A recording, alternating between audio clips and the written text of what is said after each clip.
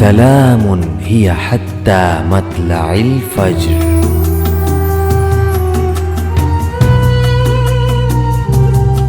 हर लहजा है मोमिन की नई शान नई यान, गुफ्तार में किरदार में अल्लाह की बुरहान।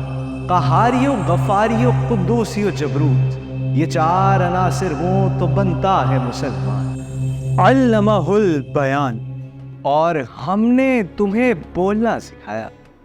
माहे नुज़ुल कुरान की पुरबहार सातों में मैं मोहम्मद हाशिर खान और मैं मोहम्मद जुरेब जेम्स टीवी की पेश करदा सहर नशरियात मतलाइल फजर में आपके लिए ला रही है सालाना कुल सिंध मुकाबला तकरीर अल्लमहुल बयान।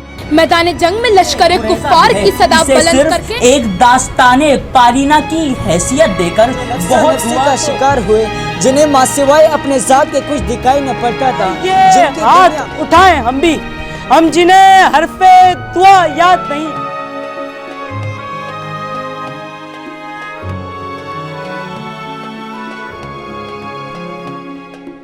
तो आइए और इस खूबसूरत मुकाबले का हिस्सा बनिए और 3 मार्च बरोज इतवार को इस मुकाबले के पहले मरहले में शिरकत के लिए जेम्स टीवी के ऑफिस ज़रूर तशरीफ़ लाएं।